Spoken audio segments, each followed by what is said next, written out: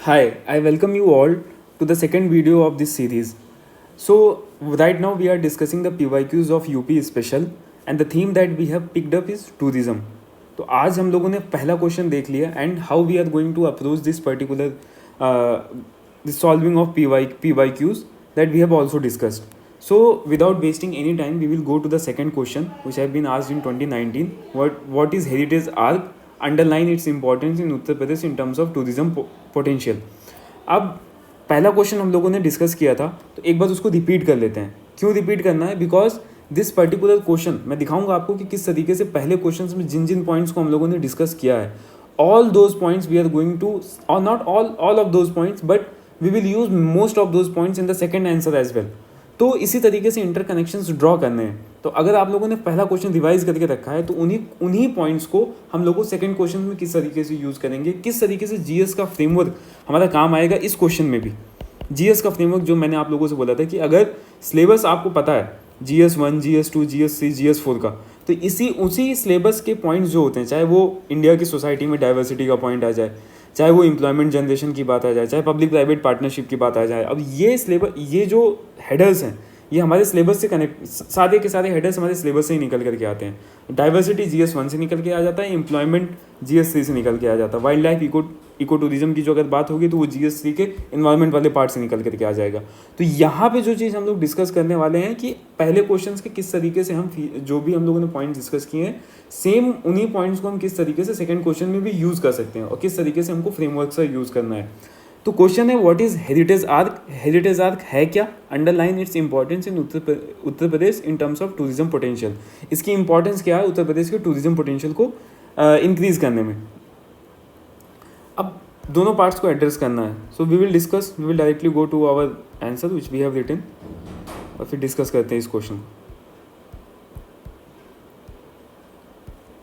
So heritage arc is basically, अब ये heritage arc वाला जो पॉइंट है इसको आपको याद ही करना पड़ेगा क्योंकि ये एक प्रोजेक्ट है गवर्नमेंट का जिसमें बेसिकली 3 सिटीज़ को कनेक्ट किया जा रहा है, आगरा को, लखनऊ को और वाराणसी को. इन तीनों को कनेक्ट करके एक यूनिक फॉर्म में बेसिकली एक ब्रांडिंग करके इसको बेचने की कोशिश की जा रही है कि ताकि ज़्यादा से ज़्यादा टूरिज़्म हम अट्रैक्ट कर सकें. इस तरीके से इसकी ब्रांडिंग की जा रही है इन तीनों शहरों को आपस में कनेक्ट करके. अब इन तीनों शहरों के अपने अपने कुछ यूनिक फीचर्स हैं. बहुत सारी चीज़ें ऐसी होंगी जो कॉमन होंगी लेकिन बहुत सारे ऐसे फीचर्स होंगे जो यूनिक होंगे. अब जैसे आगरा की बात करूँ तो यहाँ पे मुगल आर्किटेक्चर है, लखनऊ की बात करूँ तो यहाँ पे अवधी आर्किटेक्चर है, बनारस की बात करूँ तो यहाँ पे स्पिरिचुअल और रिलीजियस नेचर की वजह से ये जाना जाता है. तो इन तीनों को कनेक्ट करके गवर्नमेंट एक उत्तर प्रदेश में टूरिज्म को प्रमोट करना चाहती है. तो पहला पार्ट जो क्वेश्चन का है वो तो सीधा सीधा सिंपल तरीके से एड्रेस करना है. हेरिटेज आर्क एक इनिशिएटिव है आगरा को, लखनऊ को, बनारस को कनेक्ट करने के लिए. तीनों आइकॉनिक सिटीज़ हैं और रिनाउंड किस चीज़ के लिए? अपने historical, architectural and cultural significance. ये याद करना है ये तीनों कीवर्ड्स को, historical, architectural and cultural significance. अब ये मत बोलना कि ये 3 वर्ड्स हमने कभी सुने ही नहीं अपनी ज़िंदगी में. ये 3 वर्ड्स कहीं और नहीं है, आपके सिलेबस में ही है. हिस्ट्री, आर्किटेक्चर, कल्चर, ये सारे वर्ड्स आपके सिलेबस से ही है. बस उन्हीं वर्ड्स को यहाँ पे हम लोगों ने इंट्रोडक्शन में यूज़ कर लिया और एक बेहतरीन सा इंट्रोडक्शन बना दिया है. अब ये स्ट्रैटेजिक सर्किट है बेसिकली, ये इन तीनों को कनेक्ट करना है कि स्ट्रैटेजिक है. क्यों स्ट्रैटेजिक है? क्योंकि इससे एक ज़्यादा अच्छी मतलब हम अपने टूरिज्म को एक ज़्यादा अच्छे तरीके से प्रेजेंट कर पाएंगे और ज़्यादा लोगों को अट्रैक्ट कर सकेंगे.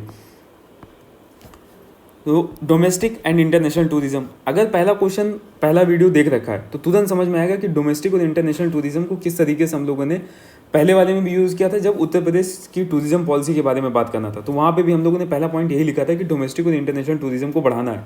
तो इन तीनों को कनेक्ट करके हम बेसिकली यही करना चाहते हैं ताकि डोमेस्टिक और इंटरनेशनल टूरिज्म बढ़े. पहला रिपीटेशन यहाँ पे क्लियरली दिख रहा है कि पहले क्वेश्चन का जो पॉइंट हम लोगों ने वहाँ पढ़ा था वही सेम यहाँ पे यूज़ हो जाता है. इसी को बोलते हैं फ्रेमवर्क बेस्ड पढ़ाई. अगर क्वेश्चन को सॉल्व करते समय दिमाग लगाया है अपना, अगर क्वेश्चन को सॉल्व करते समय सोचा है, ब्रेनस्टॉर्मिंग की है, तो उसका ये फायदा होगा कि आने वाले जितने क्वेश्चंस हैं उसमें उस ब्रेनस्टॉर्मिंग को, उन जो पॉइंट्स को हम लोगों ने जनरेट किया है एज इट इज़ उसको यूज़ कर सकते हैं. बस उसको अलग कंटेक्स्ट दे देना है. जो इंट्रोडक्शन, जो चीज़ हम लोगों ने वहाँ पे पॉइंट के फॉर्म में लिखा था वही यहाँ पे एक इंट्रोडक्शन में लिख दिया. इसी को हम पॉइंट के फॉर्म में भी लिख सकते थे. अगर यहाँ पे हम हेरिटेज आर्क लिखते हैं और हेरिटेज आर्क के नीचे बेसिकली पॉइंट्स बना देते हैं 1 2 3 4. Strategic importance, leveraging rich heritage, उसके बाद promoting domestic and international tourism, 3 points इसके बन जाते हैं। और ये थोड़ा सा और ज़्यादा स्पेस बना लेता। मैप यहाँ पे ड्रॉ करके आप लोगों ने सारे स्पेस को जो ऑक्यूपाई करना था, बेसिकली एक परसेप्शन भी होता है आंसर राइटिंग। एग्जामिनर को देख के लगना भी चाहिए कि आप लोगों ने एक पूरा आंसर, ब्रॉड आंसर लिखा है। तो उस परसेप्शन को फिल करने के लिए, उस परसेप्शन को बनाने के लिए आप लोगों ने यहाँ पे मैप भी ड्रॉ कर दिया। इंपॉर्टेंस क्या है इसका टूरिज्म पोटेंशियल के लिए, जो इस क्वेश्चन का सेकंड पार्ट है, underline its importance in Uttar Pradesh in terms of tourism potential. पहला है cultural magnet for global tourism. Cultural magnet for global tourism, culture वाला पॉइंट हम लोगों ने पहले वाले क्वेश्चन में भी डिस्कस किया था और यही पॉइंट हम लोग यहाँ पे भी लिख रहे हैं। अब ये कल्चर का पॉइंट कहाँ से आता है, GS1 से निकल करके आता है आपका, जहाँ पे कल्चर एज अ टॉपिक ही है। तो तीनों इसलिए इंपॉर्टेंट है क्योंकि ये कल्चरल मैग्नेट के फॉर्म में कल्चरल मैग्नेट फॉर्म के फॉर्म में ये एक्ट करेगा। डाइवर्स हेरिटेज है तीनों शहरों का, उनके आर्किटेक्चर स्प्लेंडेड से लेकर के स्पिरिचुअल इनलाइटमेंट। अब कैसे ये सब वर्ड्स यूज़ करने हैं, अगर बनारस का नाम आ रहा है तो स्पिरिचुअलिटी तो अपने आप ही आ जाएगा।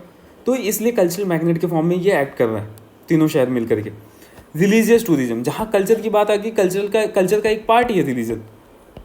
और अगर तीनों शहरों को मिला करके हम एक कल्चरल मैग्नेट क्रिएट कर रहे हैं तो उसमें यूनिक फीचर्स भी हैं अलग अलग शहरों के, जो हम लोगों ने बात की थी पहले भी।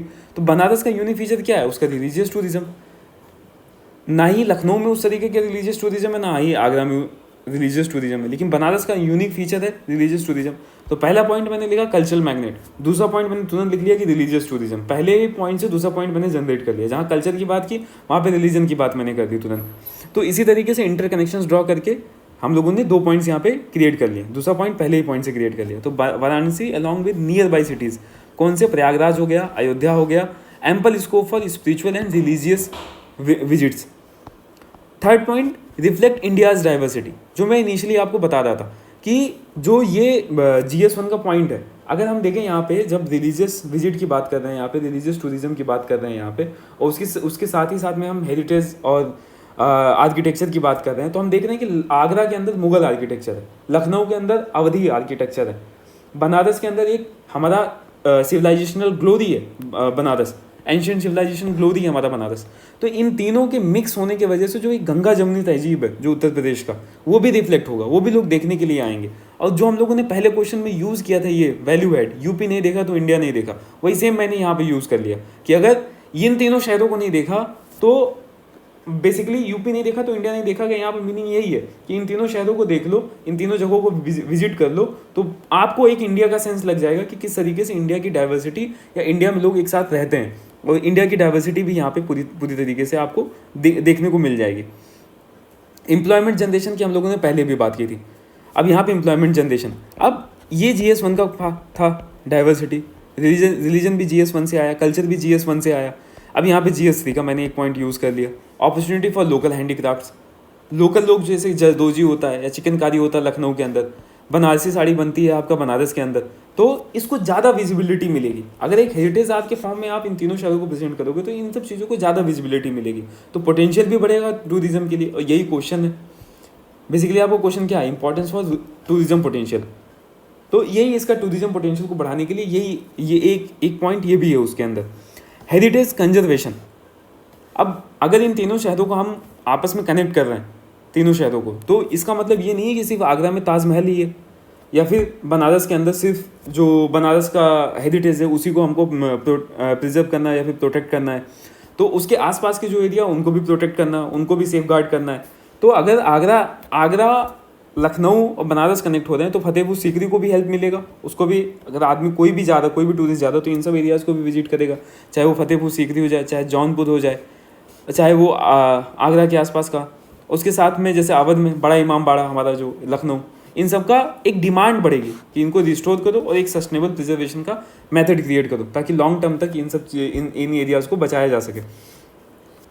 थीमेटिक टूरिज्म, अगर पहला क्वेश्चन देखा तो पढ़ा आप लोगों ने देखा था अच्छे से पहला वीडियो, तो उसमें मैंने बात की है फिल्म टूरिज्म की, उसमें मैंने बात की है मेडिकल टूरिज्म की, उसके अंदर बात की है मैंने film tourism, medical tourism, all these things we have discussed in the first question. अभी यहाँ के अंदर हाँ, जैसे कि wildlife and eco tourism, तो ये सब थीमेटिक टूरिज्म के पार्ट हैं बेसिकली।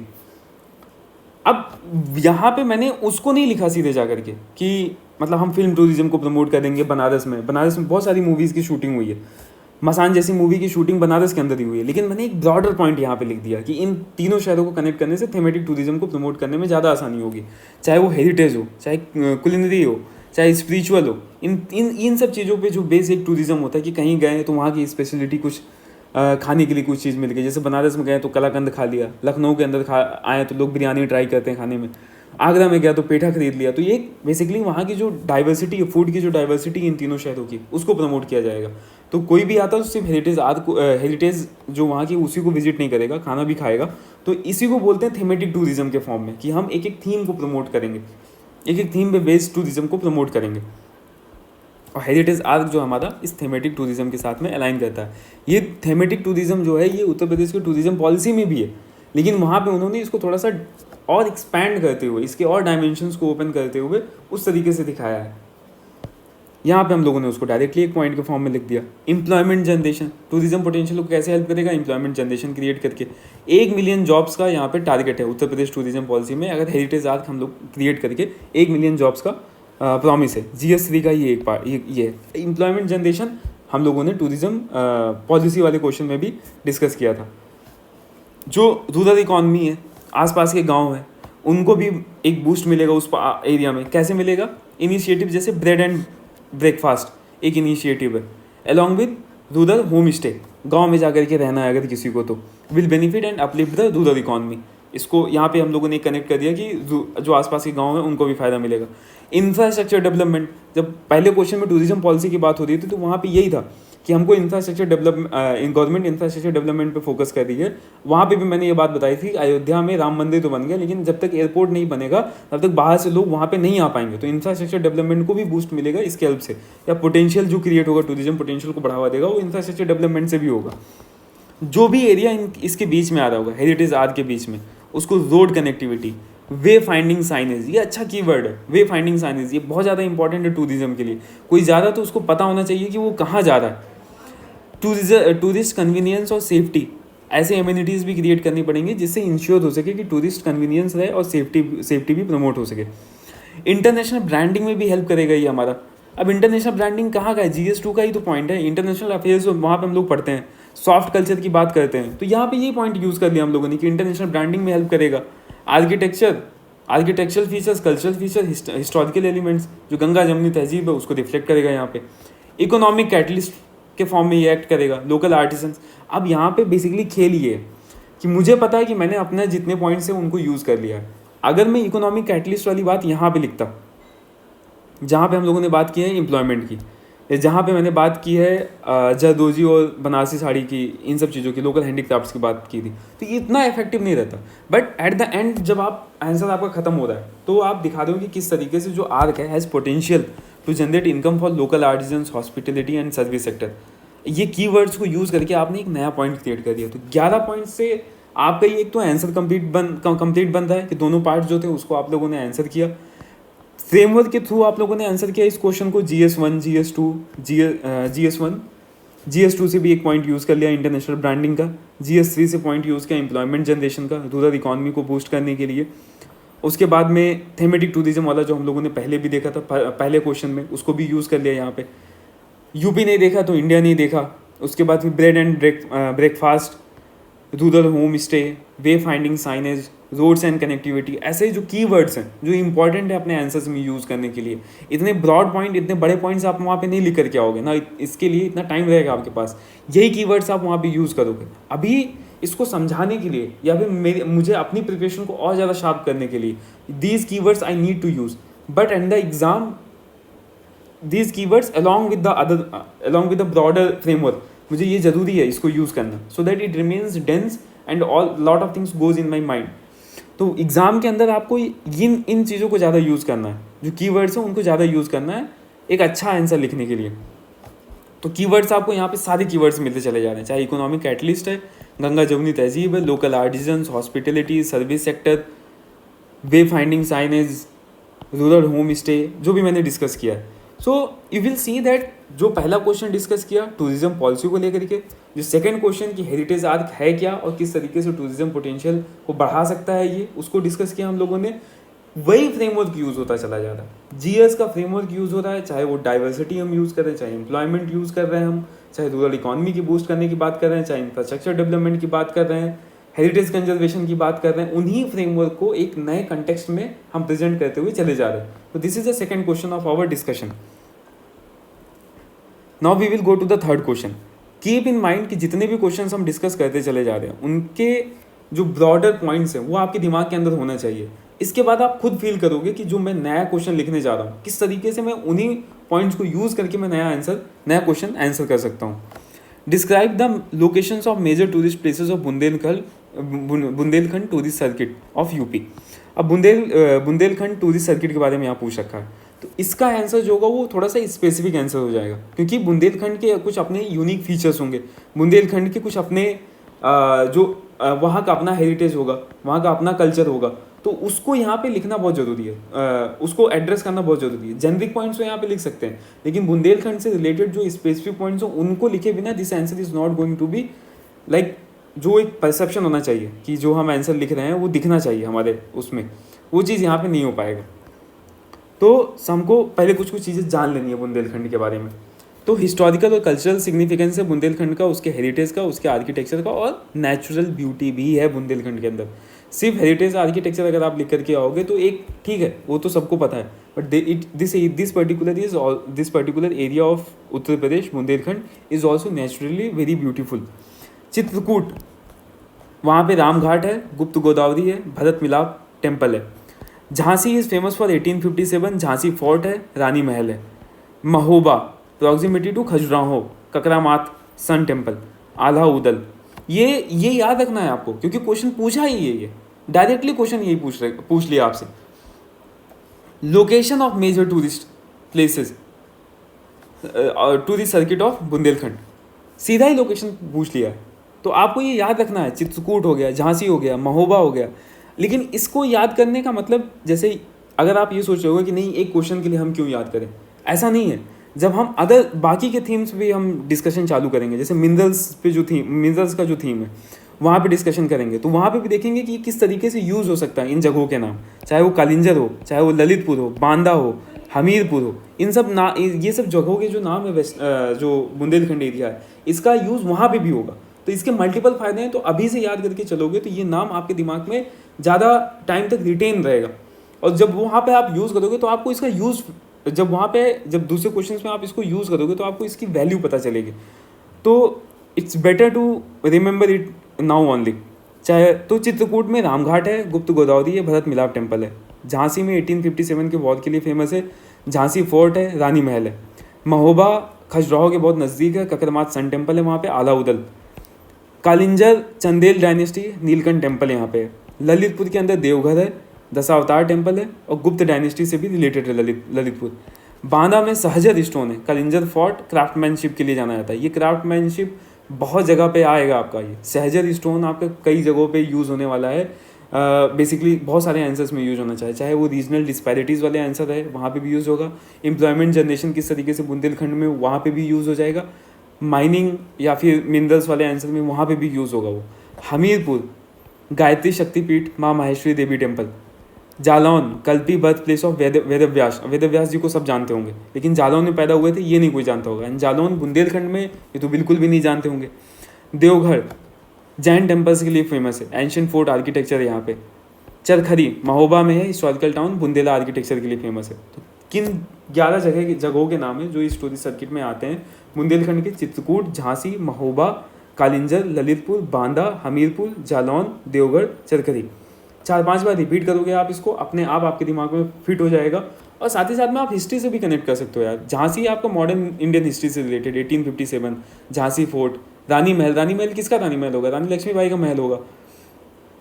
अब जैसे ललितपुर है, देवघर हो गया, दशावतार टेम्पल, गुप्ता डायनेस्टी में जो ब्रिक का यूज़ करके टेम्पल कंस्ट्रक्शन चालू हुआ था, पंचायतन टेम्पल जो बाद में बहुत ज़्यादा एक evolve form of temple architecture था, वो ललितपुर में जो दशावतार टेम्पल है उसका एकदम बिगनिंग का इनिशियल वही है कि ब्रिक टेम्पल है वो. बांदा का जो सहजर स्टोन है ये तो आप बहुत जगहों पे यूज़ कर सकते हो ना. जैसे हम लोगों ने अभी पढ़ा लखनऊ के अंदर जरदोजी होती है, बनारस के अंदर बनारसी साड़ी होती है, आगरा में आगरा का पेठा होता है, बांदा में उसका सहजर स्टोन और उसका जो क्राफ्टमैनशिप है वो फेमस है. अब जैसे हमीरपुर हो गया, ये थोड़ा सा बहुत स्पेसिफिक हो जाता है इस टूरिस्ट सर्किट के अंदर. लेकिन अब जैसे जालौन है, Kalpi birth place of Ved Vyas, इसको बहुत सारे आंसर्स में यूज़ कर सकते हो कि कितना प्रोमिनेंट साइट होगा। जो इंडिया के ग्रेटेस्ट एपिक है महाभारत, उसको लिखने वाले पर्सन का बर्थ प्लेस है ये, और ये बुंदेलखंड में। देवगढ़ में जैन टेम्पल्स हैं। चरखरी में आपका बुंदेला आर्किटेक्चर के लिए फेमस है। अब इन्हीं सब को यूज़ करके आपको इसका आंसर लिखना है, सीधा सीधा स्ट्रेट फॉरवर्ड आंसर होगा। I am not going to take too much time in this particular answer.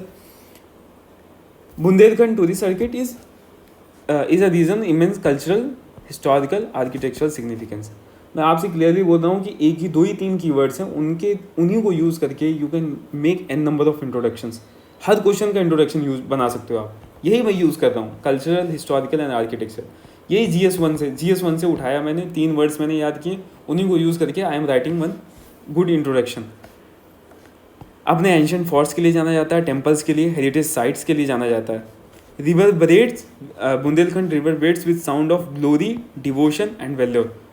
ये थोड़ा सा अच्छा है, this is like good value add for you also, कि बुंदेलखंड को उसकी ग्लोरी, डिवोशन और वैल्योर के लिए जाना जाता है। इवन चाहे वो मॉडर्न इंडियन हिस्ट्री हो, चाहे वो मेडिवल वाला टाइम हो, जब Prithviraj Chauhan and all Chandela dynasty वगैरह थे वहाँ पे, तो उस टाइम पे भी ये ग्लोरी, जैसे अलाउद्दीन की कहानियाँ इसीलिए फेमस है। अगर आप बुंदेलखंड कभी यूट्यूब पे सर्च करोगे तो वहाँ पे एक फोक सॉन्ग्स जो गाए जाते हैं, उनका भी बड़ा एक अपना ग्लोरीफाइड वर्जन रहता है। बहुत ज़्यादा उसमें ब्रेवरी को, वैल्योर को बहुत ज़्यादा मतलब ग्लोरीफाई किया जाता है उन सॉन्ग्स में। अब मेजर टूरिस्ट प्लेसेस कौन कौन से हैं जो उत्तर प्रदेश टूरिज्म पॉलिसी 2022 में, इसके अंदर ये सब उत्तर प्रदेश टूरिज्म पॉलिसी से ही है। एक ही डॉक्यूमेंट के अंदर ये पूरी साइट्स मेंशन्ड है। चित्रकूट की मैंने आपसे बात कर ली, ये भगवान राम के एग्जाइल से रिलेटेड एरिया है। तुलसी घाट वहाँ पे है, गुप्त गोदावरी है वहाँ पे, भरत मिलाप टेम्पल है। झांसी की मैंने पहले बात की, historically related first war of independence. इस तरीके से आपको आंसर्स को लिखना है। हम सबको पता है कि 1857 का वॉर यहाँ पे हुआ था, लेकिन आपको लिखना है इस तरीके से कि हिस्टोरिकली रिलेटेड है, फर्स्ट वॉर ऑफ इंडिपेंडेंस से झांसी। झांसी फोर्ट, वहाँ पे रानी महल है, Rani testimony of Rani Lakshmibai, valour and courage. इतना ब्रॉड में ये नहीं लिखना है, you have to just write कि it's known for the valour and courage of Rani Lakshmibai, और इट इज़, और या फिर आप लिख सकते हो कि फर्स्ट वॉर ऑफ इंडिपेंडेंस के लिए इसको जाना जाता है। महोबा है, living example of ancient Indian temple architecture. एक टेम्पल का नाम भी याद कर लेना है, ककरमाथ टेम्पल।